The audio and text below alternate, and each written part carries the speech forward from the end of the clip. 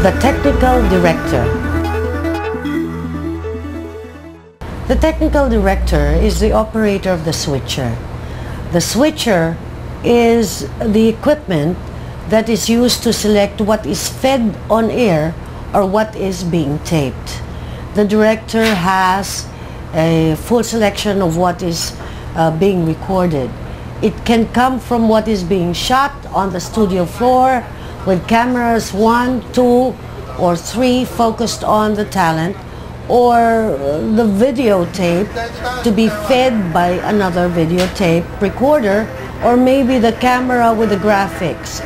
Whatever the director selects then would be what the TD switches on to go on air or into the videotape recorder. The switcher can cut from one shot to another or may do dissolves. But more complicated and advanced models of switchers, the director can now have a wider selection of transition effects like, wipes, flips, squeeze, and the many other special effects. The TD will have to be familiar with the levers, the knobs, the buttons, and the switches with their corresponding functions. This is to enable the TD to operate them as quickly as possible, which is a key factor in becoming a proficient technical director or TD. Now, this person is in charge of the technical crew and must help each one of the members to be able to perform their tasks as the director sees fit. If any of the equipment is not functioning well, the TD will have to do everything possible to have it operating properly by the time the director starts taping. Equipment must also be in top working condition all throughout the duration of the production. The TD sits beside the director and follows all directions all throughout the recording session. And when the session is over, the levers should be set back to the fade out mode and all knobs and buttons turned off. The TD is responsible for the technical strike, where all equipment be put back to all its original places and put away. The camera person. Now let's talk about the camera person. The camera person is the one who knows what the camera can do. This is the person who frames the shots, and upon the instructions of the director, the camera person knows the movement of the camera and of course the lens movements, and know how the camera reacts to light. He knows when a shot is overexposed and underexposed. The camera person has a strong aesthetic sense, which is shown in the manner that the shots are taken. Most studio setups use about 3 cameras, and therefore 3 camera persons are needed to operate them throughout the taping session.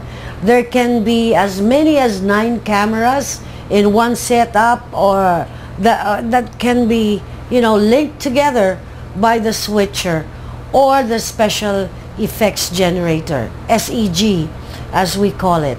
There are even 1 or 2 independent cameras powered by batteries that can move around the area while there is taping. This independent camera can be changing positions at any time, since they are not inconvenienced by cables attached to them. However, we are we also have what we call as the robotic cameras available to us now. And these cameras are controlled by one camera person from the control booth, handling the levers for focus and movements of the cameras. Before the rehearsal and the taping session, The camera person sets aside the studio camera near the wall. This is where the camera is stored after production. When the camera is needed, the camera person pushes it into the studio floor and approximately on the spot where it will be used. The cap of the lens will be taken out and the camera will be switched on, and the levers and the knobs will be pushed to allow the camera to be moved to check whether everything is in order. When the lighting has been set, the cameras then must be adjusted with the help of the technical director and the engineer. And the CCU operator steps in to make sure that the cameras are balanced and that the visual quality of all the cameras would be matching. All the cameras now will be adjusted to respond well to the type of lighting that has been fixed. If there are no rehearsals, there will be instructions from the director for the shot assignments and the area of responsibility. This will facilitate smoother on-air camera work. During the recording or the airing, the camera person then follows the instructions of the director. When the camera person's shot is not the shot fed to the program, it is good to anticipate the shots that your director will want, since the instructions of the expected shots have been done. The camera person's suggested shots can be set along these parameters. Thinking ahead is really a key guide for the camera person. One must anticipate whether to follow the action of the performer or tilt the camera to adjust or pan slowly to the right or zoom in immediately to adjust for the next shot. It is also important to make sure that when moving the camera, that no cables will get in the way.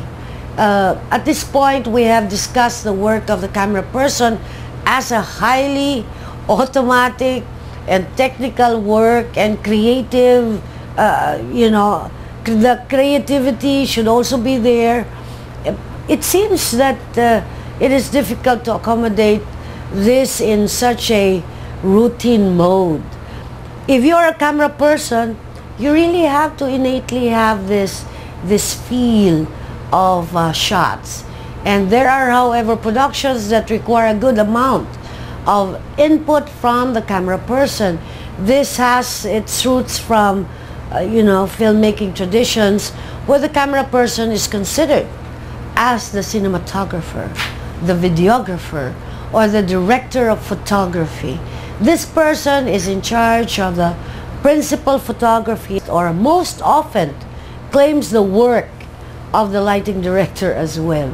This setup usually occurs, when the production is that of a television special, and in cases of movies for television, we locally call these productions as telecines. The lighting director. Now let's go to the lighting director. The lighting director, or the LD, makes sure that the lighting requirements are delivered and set up in accordance with the needs of the director. He or she facilitates the needed special effects in lighting and to be implemented the instructions, of course, of the director.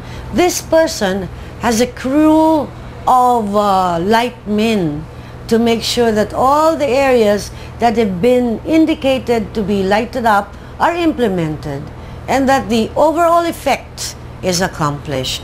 If the studio is well equipped with a good number of lights on the grid, all that the lighting director has to do is really to adjust and turn on the selected lights.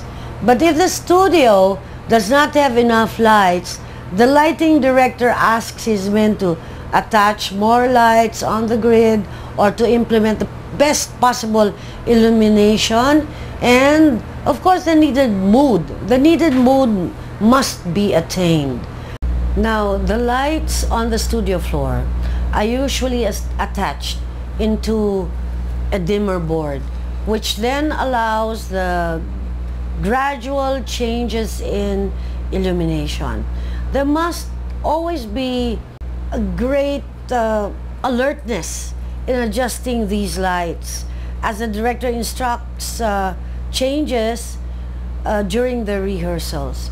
During actual recording, the changes needed to be done must be done in between takes. If same lighting is asked of all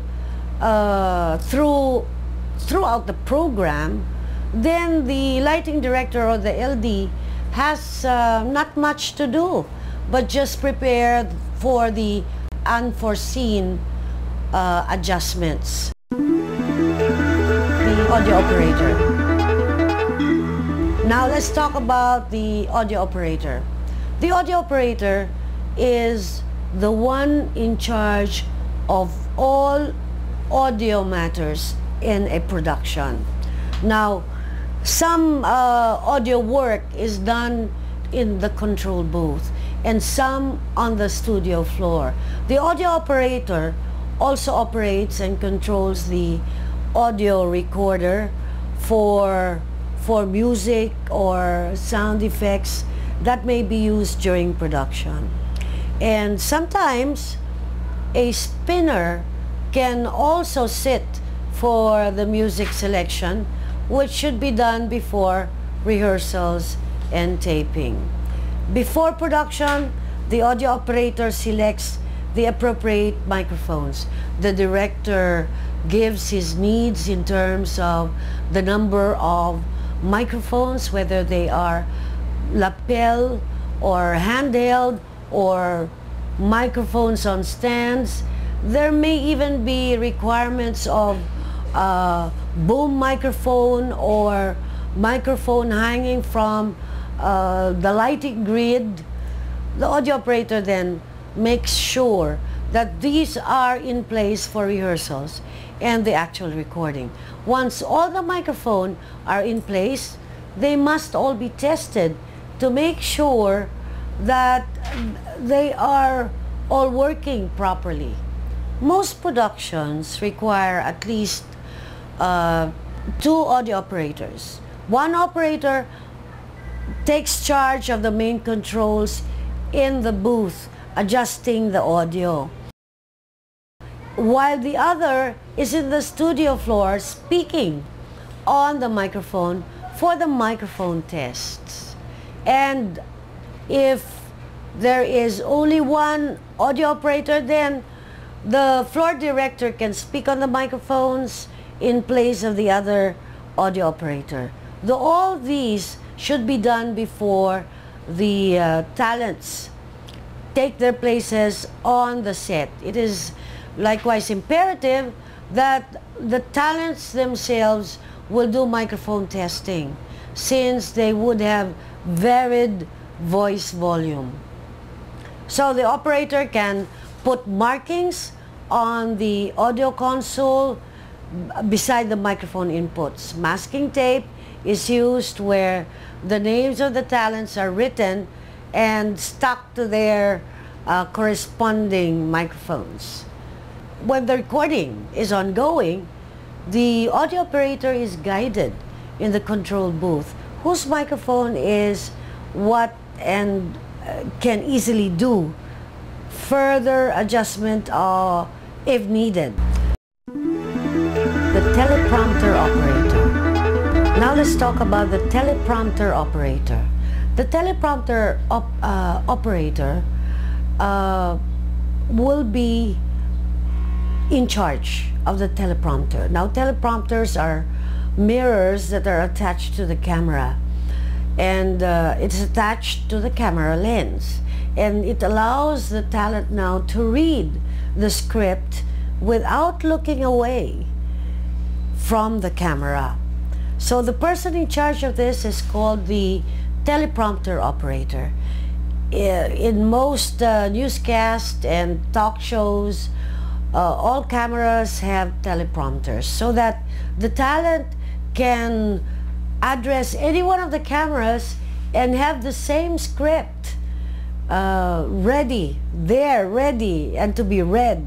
The script can be seen by the talent, but the viewers cannot see it. This allows the talent to have good eye contact with the viewers, and the operator also controls the speed of how the text crawls.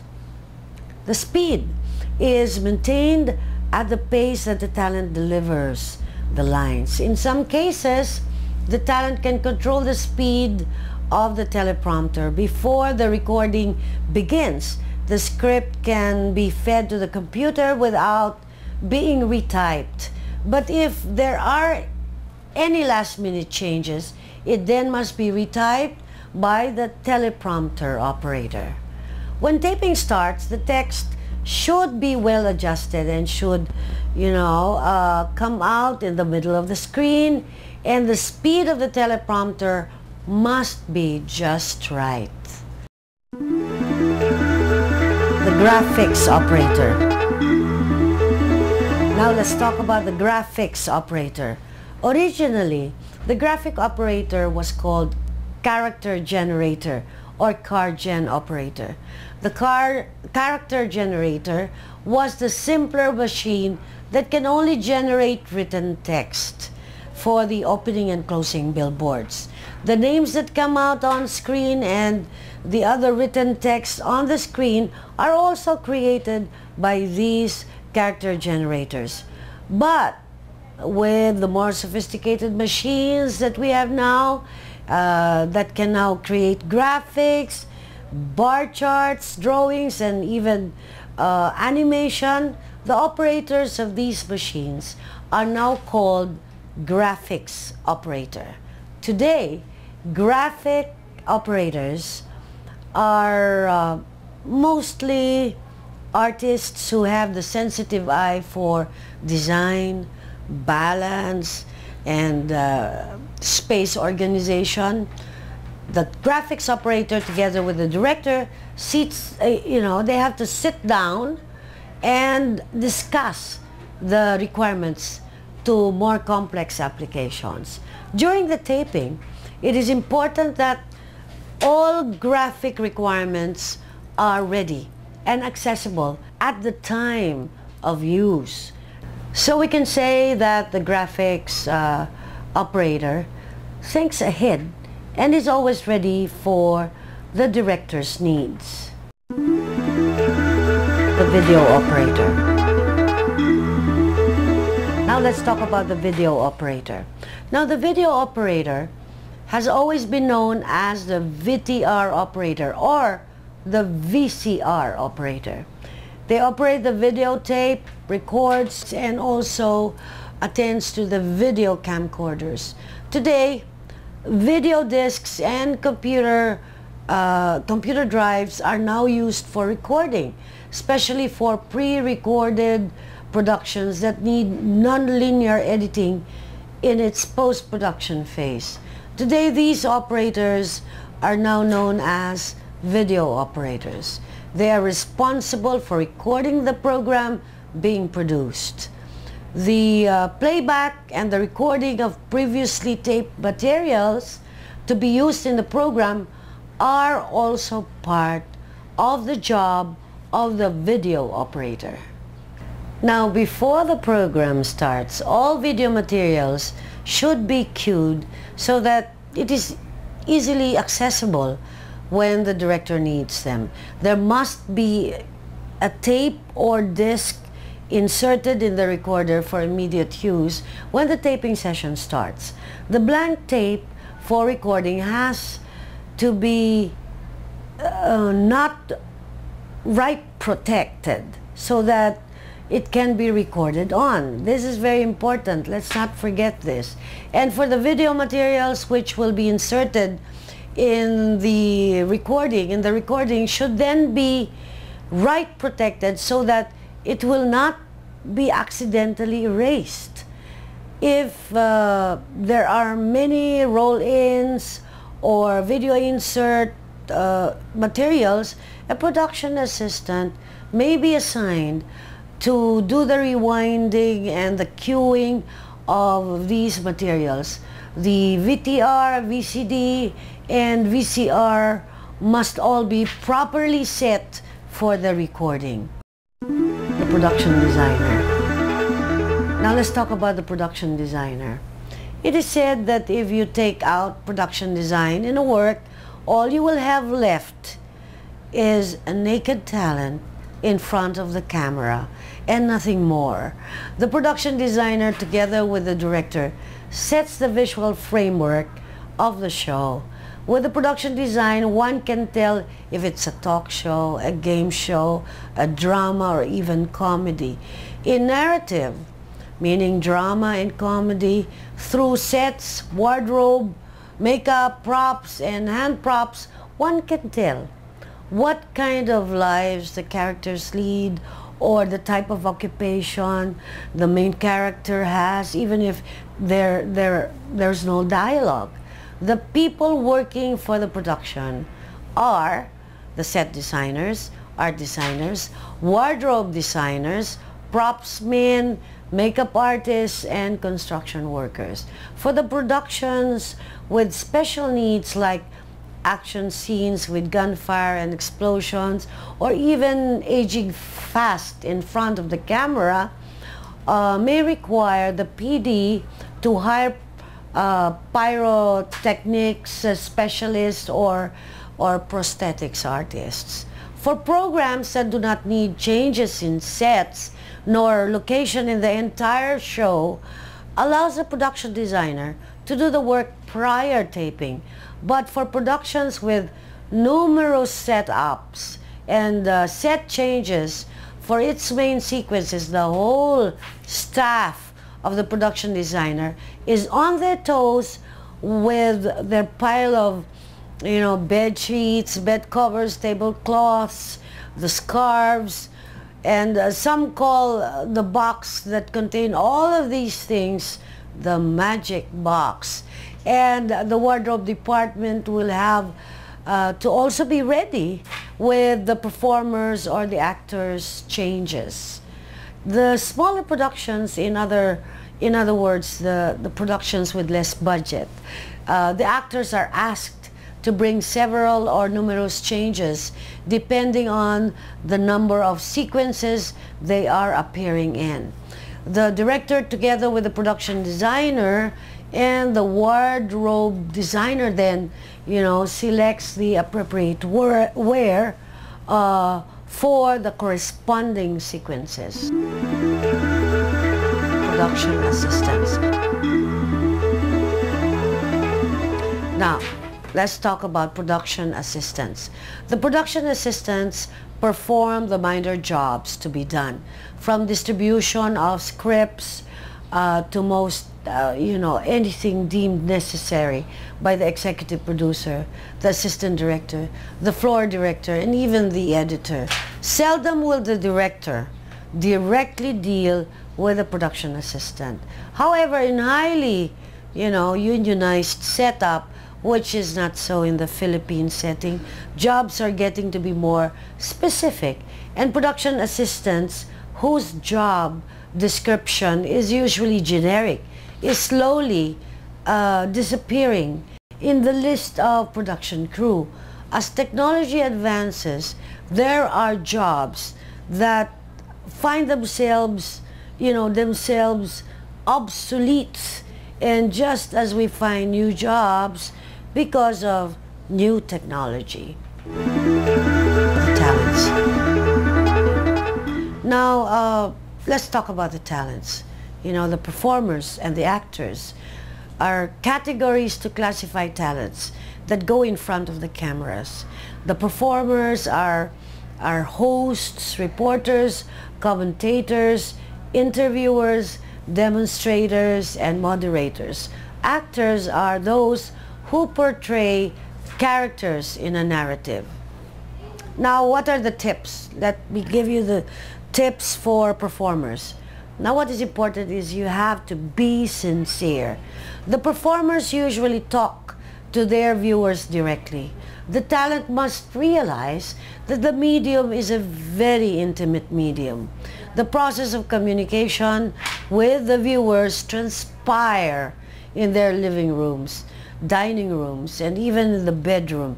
It is therefore important that the talent develop a certain rapport and even intimacy with the viewers. It is helpful that a talent be guided, that it can be imagined that he or she should be addressed only one to about 3 people who are watching a few feet away from the monitor. So what is needed is just a casual, conversational voice. This is what is necessary to get the attention of the viewers. The approach is helped by using the lapel microphone. Here the talent does not therefore have to project his or her voice to be heard. The performer can then show intimacy and also spontaneity, which then exudes sincerity. And so vocal directness is also important. But together with this is the sincerity that makes the total performer. Now, another tip, look at the lens. So, it is important that you look at the lens if you're the talent. Direct eye contact creates the illusion of an exclusive relationship between the viewer and the performer. There are times when there is a shift in camera and the performer must then switch from one camera to another with ease. The direct eye contact will be maintained with fluidity if the performer looks down first at his or her cue cards and then you know what to do, then moves on. You move on to the other camera and once again immediately maintain that direct eye contact.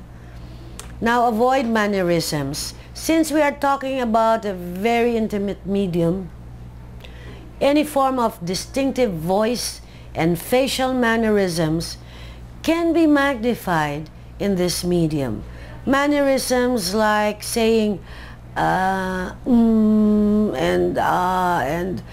I see, or you know what I mean, and is that so, or after a phrase can really be very distracting for viewers.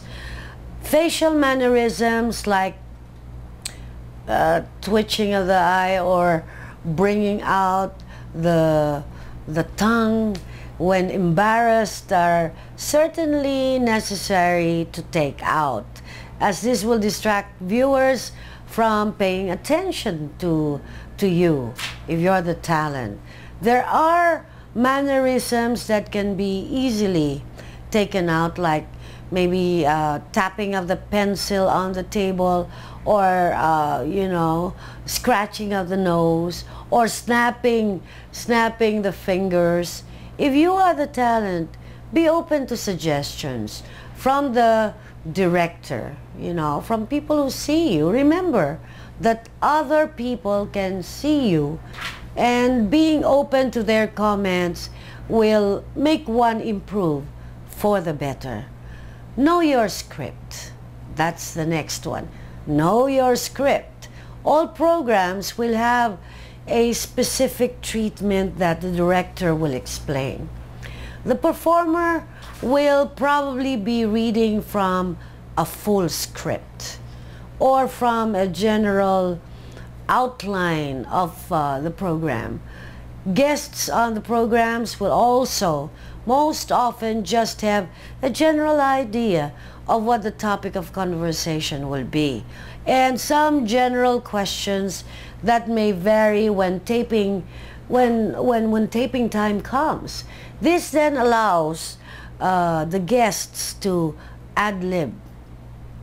For starting performers, generally they feel that they have to perform making use of a full script. most often, this type of approach takes away a lot of spontaneity and candidness. For hosts, it is important to perform from rough notes and be guided only by cue cards or cue sheets, which are, you know, these large pieces of paper held right next to the lens of the camera, or better yet, from a teleprompter. You know, here vitality and naturalness can be difficult to achieve with a prepared text or a fully scripted material. Memorization, okay, memorizing is also a work that, you know, if you do it, you memorize, it also comes across as very artificial. So it is advisable to simply read from a script or from a cue card if you are quite familiar with the material, and look at the camera in between reading. That's even better. What is preferred is only glancing at the script once in a while. It must be noted that the script should not be fastened or stapled together, so that it will not be cumbersome to slide the pages to the side without creating unwanted sounds. And make sure that the pages are in the right order before making the final take. Now, the next tip is be reminded that video is a close-up medium. The video monitor, with its usual small size, affects the blocking of the performers. It is asked of the performers to stay closer together, because in this medium there is no luxury of space. In order to achieve good image size, performers have to work physically close together. Some performers feel, you know, uncomfortable with the tight proximity they must have with the rest of the talents.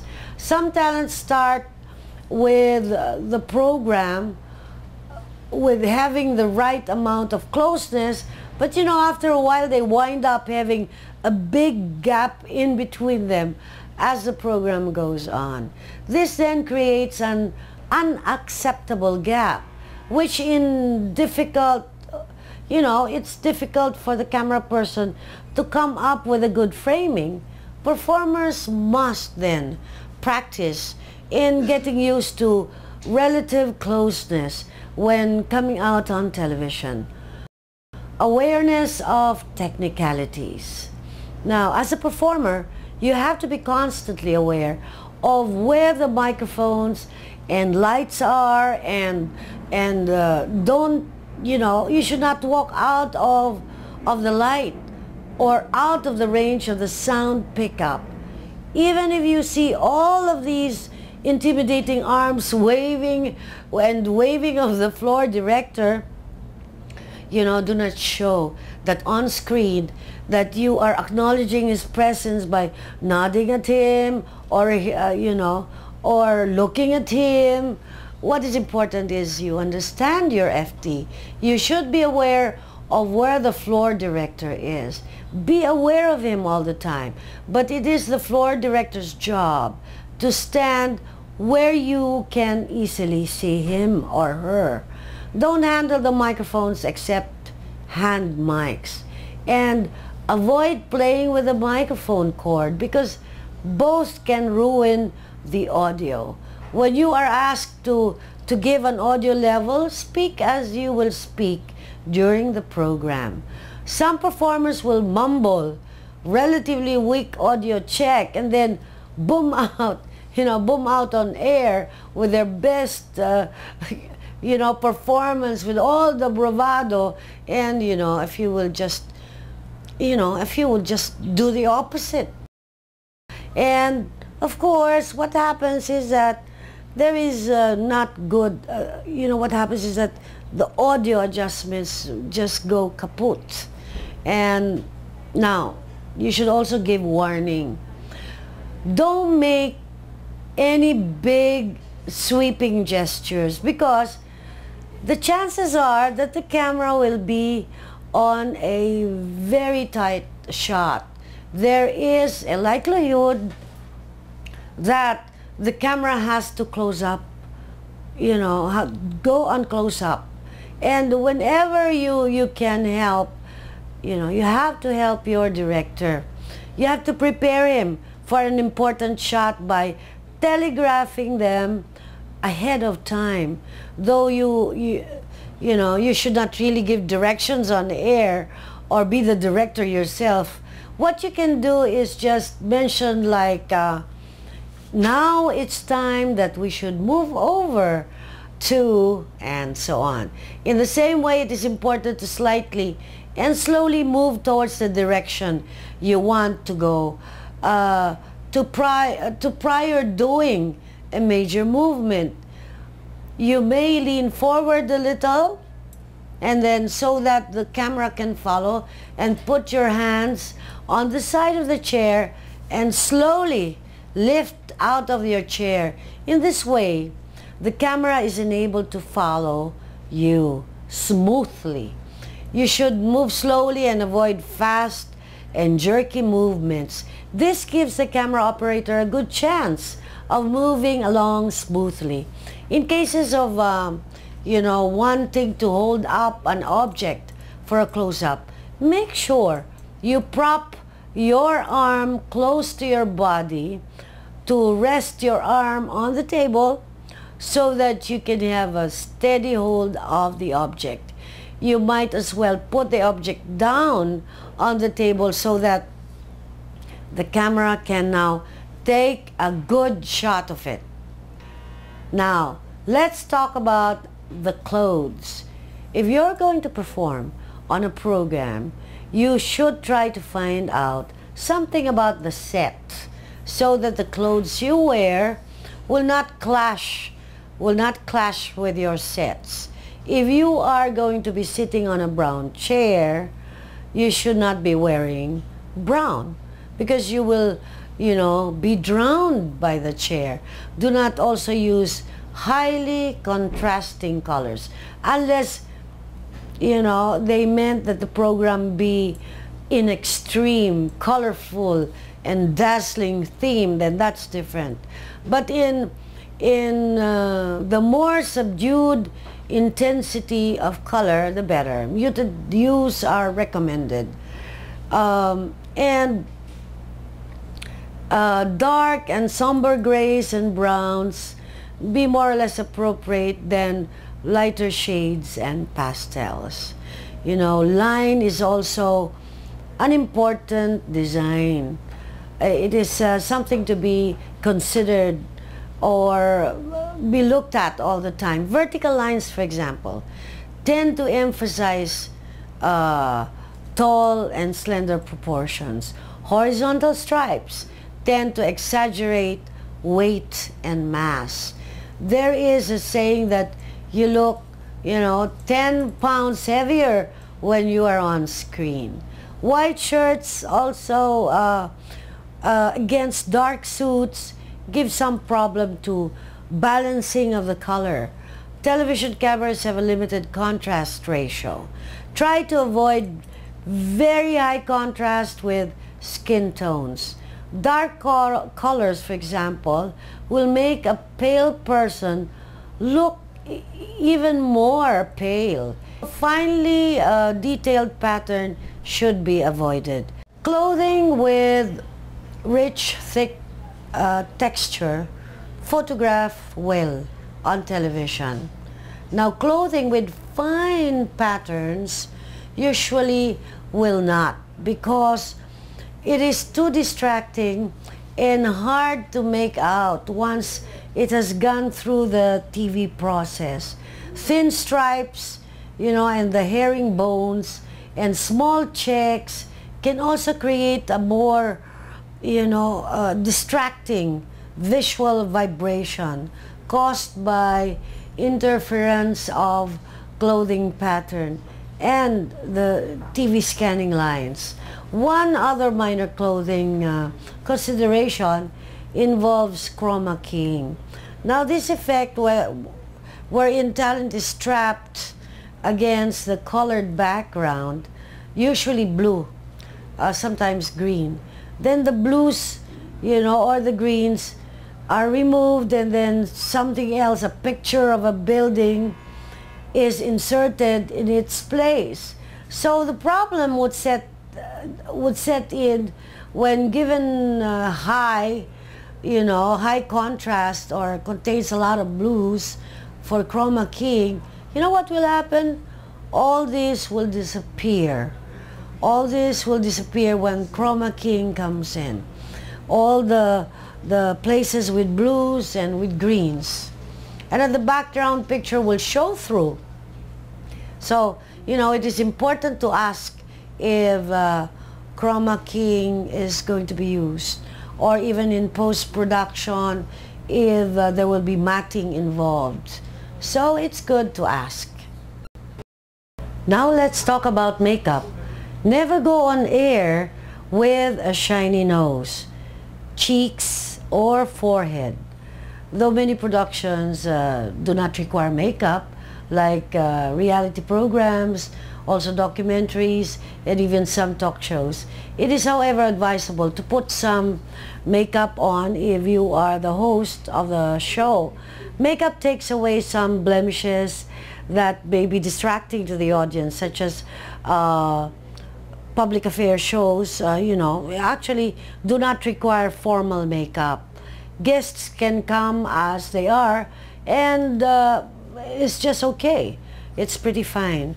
And however, many guests will look better if makeup is used to enhance appearance. Television is said to be a cruel medium since it is most often making use of close-ups. It does tend to emphasize warts, pores, wrinkles, moles, freckles, and many other types of blemishes. The main point of putting on makeup is not to show that you have makeup on, but to make the performers look natural. Good makeup is one that is really obtrusive. Makeup job should help enhance normal colors, evening up flesh tones, cutting down on the shine of a bald head, and minimizing any blemishes or distortions, covering up birthmarks, or eliminating bags under the eyes, and emphasizing good points. This is part of makeup. However, with a close-up, what happens is that it tends to exaggerate makeup. Then certainly we should minimize, or it shouldn't be too much, so that it will perceive to be natural. If you are performing for a TV facility, there are makeup artists, and what they will do is really apply makeup. But often if you want to wear makeup, you will have to apply your own. It is important also to know your own makeup, your own face, because you know your own face. On a clean face, you may proceed to apply, the base, a covering that is usually applied to the entire face or exposed area. This base provides the color foundation upon which all the rest of the makeup is built. And then of course, then you can apply powder to help maintain the base. So it is also to take away shadows, or to emphasize or minimize these shadows and also the highlights. Now your forehead, nose, cheeks, jaws can all be highlighted with lighter shades, or to emphasize the darker tones. It is important to also emphasize, the lips and the eyes, because most of the time it is washed out in the camera when it's taken, It's washed out when they're taking your video. So you make sure that you emphasize these most important features. It is also important to be able to emphasize your lips or your eyes. You can make use of drawing tools if necessary. Now, fixing your hair. Hairstyles. With it, you know, it's important to have a hairstyle that has a definite shape so that you have a firm silhouette, and usually this then complements a performer. You can also have this modern type of fluffy hairdos, but you should comb your hair carefully because backlighting will tend to make, you know, loose threads, you know, of hair, and it's important. Therefore, it's really important to have a strong silhouette. You have to avoid this fancy hair treatments and fresh permanents because they will make you look so unnatural on television or in video productions. So it's good to look natural. That's a #1 rule. And it's important part to be able to command your hair. This is a discipline, being in front of the camera. So now let's talk about television actors. You know, actors too must be concerned with relationships. Relationships with the audience. You should be talking in a conversational form as your character would talk. You should be aware of the mechanics of the mic, that's important, and also the lights. The actor that is technically proficient also understands the stage managers or also the floor directors, their hand signals. So that's important. However, acting involves special considerations. Now, people who come out in narratives, those are actors, they have to learn to adjust to concepts of moving audiences' perspective. Unlike the other performers, there is no formal boundaries separating the audience from the actors. The audience perspective is switched every time the camera is changed. So what happens is that the viewer can be transported, you know, sideways, in or out, or into the mind of the actor. So actors must therefore be aware of how their actions will appear from all angles. Now let's talk about gesture and voice. As an actor, you must limit sweeping gestures because you are playing to a camera that is only about 10 feet away or even closer. Otherwise, you must, you have to also restrict voice volume level without losing emotion or intensity for a pick-up point only 3 or 4 feet away. So television is really a close-up medium, and actors must play to this type of intimacy. Actors must move very precisely because they must be within the bounds of what the camera is shooting. If the actor's head is tilted in the wrong angle, the framing of the given shot may be off. If the moving actor does not hit his mark at exactly the right spot behind the sofa or wherever, he may ruin the impact of an emotional close-up. So sometimes, you know, actors have to sort of cheat to the camera. You know, you have to cheat the camera, as they call it.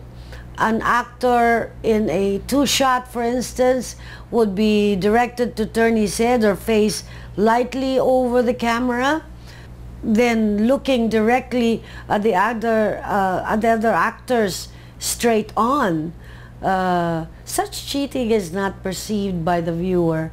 But now, television exists generally in a demanding and non-flexible time frame. Most dramatic programs have to be squeezed or stretched into given time slots. Multiples of half-hour requisite time for commercials and so on. So there's always this limited time. This means you as an actor will need to adjust pacing very precisely, speeding up or slowing down the delivery of lines or action. This is especially a major concern with soap operas and situating talk shows, even comedies where there can be flexibility in time. It is less of a concern for film dramas, however, because it is edited. In the editing process, you can sort of adjust time. So you have panoramic shots that can be inserted, or silent footage, or maybe chase sequences, and a cutaway will be put in. Compared to a quick study, compared to the stage and theatrical motion pictures, television drama is really a quick medium, whether working with a single camera or a multiple camera techniques. Regular actors in continuing series must learn right away. If, for example, it's an hour-long script every week and the equivalent of 2 featured-length motion pictures, you know, every month, they have to finish this and tape this right away and make sure that they have enough time to do so. For the actor in our long day soap, daytime soap, for example, the pace and the discipline is even more demanding, up to an hour of dialogue every day. Performers and actors are very important to any video production. They're what the audience see, and all positions are important. However, a mistake by anyone, any cast or even crew, affects the overall quality of the production. To orchestrate all the members, to orchestrate all the individuals or the staff, the crew and the performers into bringing out the best in their work and come out with a creative production can be a very challenging and satisfying experience. When taping is over and the director checks the last take, you know, whether it was recorded, the director, through his or her clear communication system, must always say, "Thank you, crew," and say, "Pack up." So this is a standard ending of a taping session. All production crew must look around and make sure that the equipment used be put back in their original places. All tapes and materials produced must be properly labeled and ready for the turnover to the editor. If the crew has all been contracted with a fee, now the executive producer, this is very important, must make sure that all are paid their talent fees on time.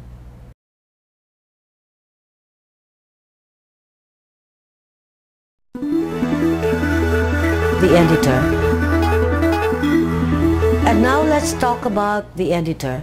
The editor is responsible for putting together all the parts of a production that are shot in the studio or from the field to create a unified whole.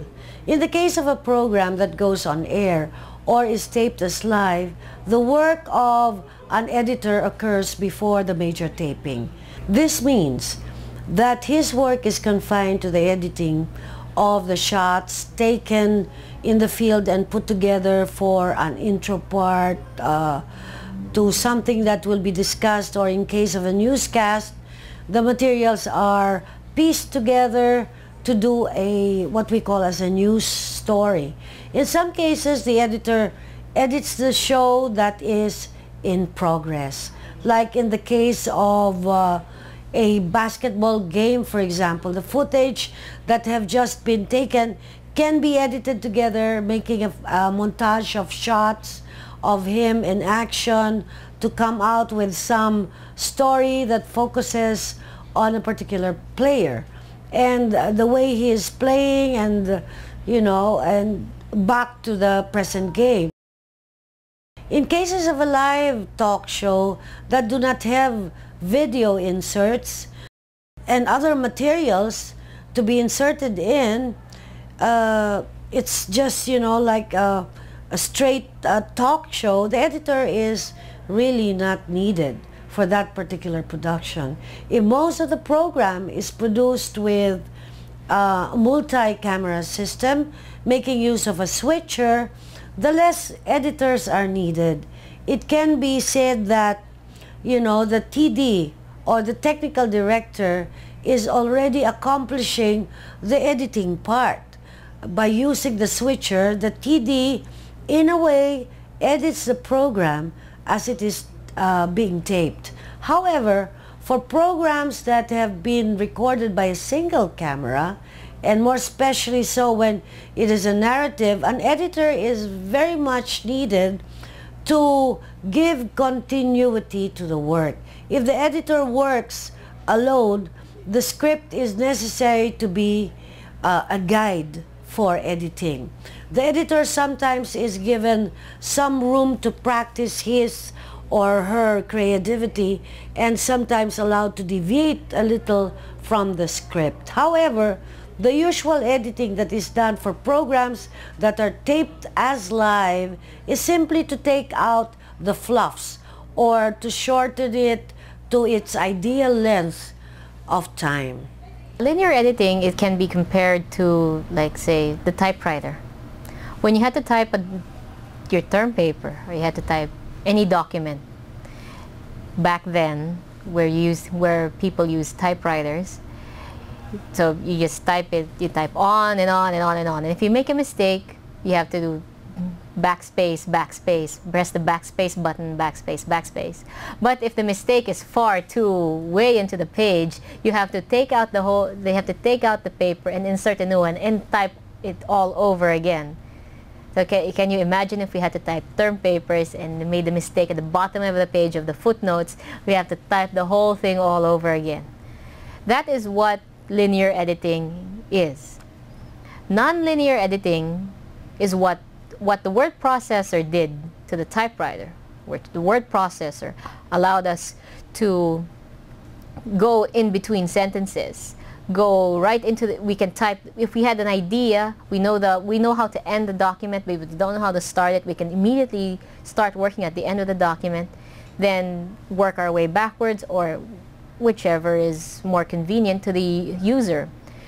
Which is what word processor did. We were given the chance to go to any part of the document and change it on the fly. What nonlinear editing has done is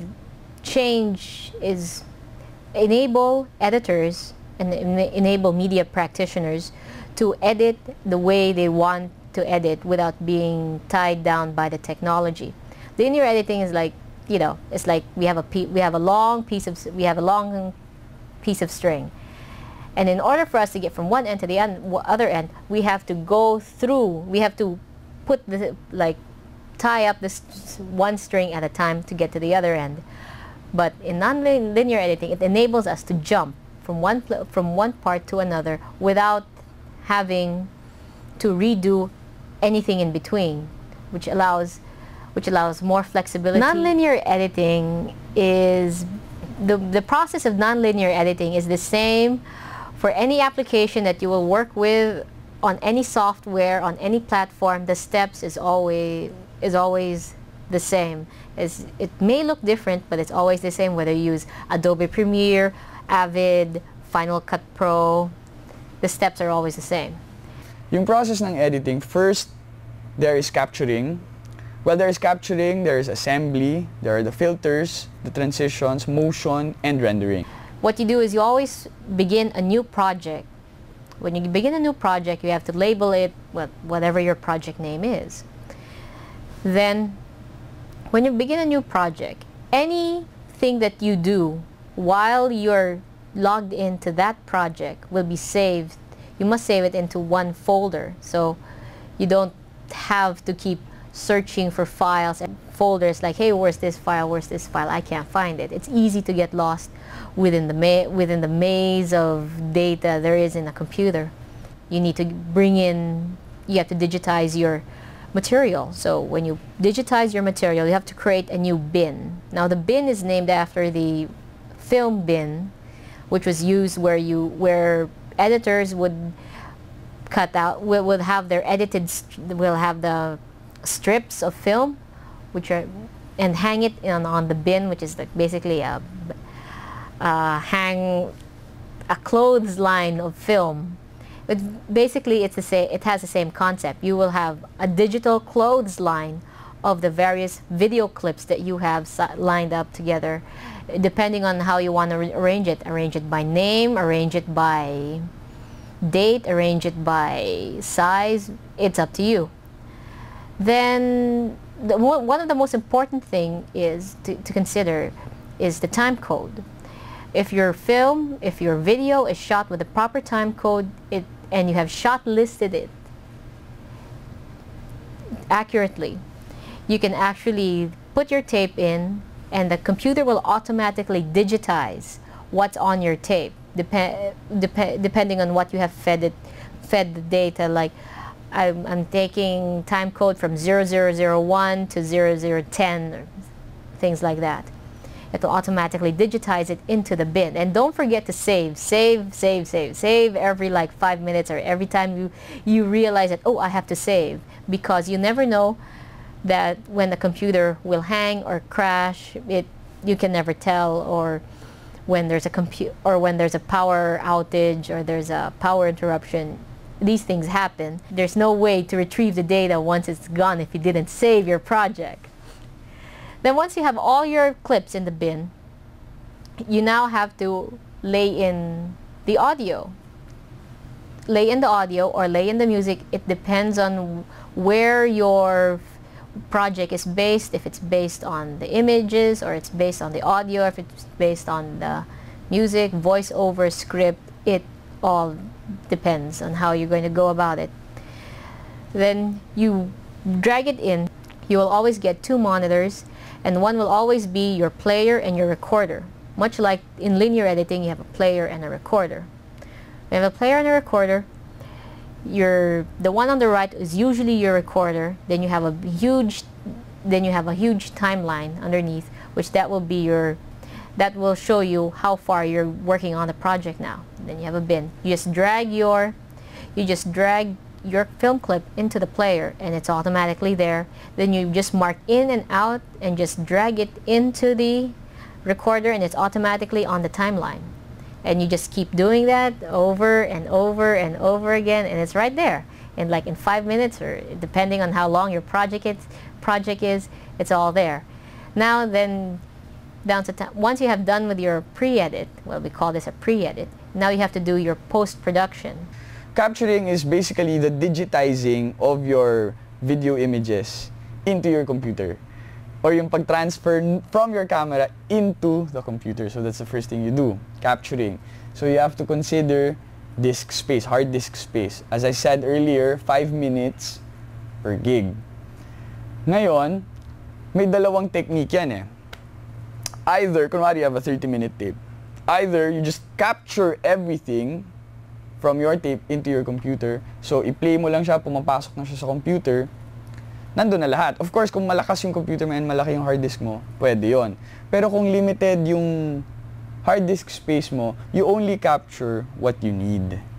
After capturing, there's assembly, wherein ilalatag mo na lahat ng video na na-capture mo into your timeline.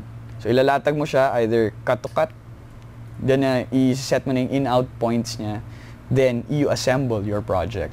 Doon din papasok yung transitions. So, maglalagay ka ng transitions na a crossfade, or yung mga pusong gumaganon kung Valentine video yung ginagawa mo. So, yun yung transitions. Then you have your titles, wherein pag nabuo mo na yung video mo, lalagay mo na yung opening titles, closing titles, any cargen, or any titles na you have to put below a person's image. So, you do that after assembly. Then you also have filters, wherein ito na yung papasok ka na ng effects. Like, for example, you want to make an image black and white, or gusto mong mag-pan within the shot, you can do that with nonlinear video editing. You can make it monochrome, and all these other filters na pwedeng ilagay. So you just have to experiment. Then after all that, you render everything. So you make it into a single file wherein lahat sila naka-incorporate na. Lahat ng effects na ginawa mo, lahat ng cuts na ginawa mo, hiwalay na siya na entity. Then after that, i-output mo na from the computer, either back to your camera, to your DV tape, or to your VHS. So that's basically nonlinear video editing. So all those aspects. So there's file management, there's capturing, assembly, transitions, titles, filters, rendering, then output.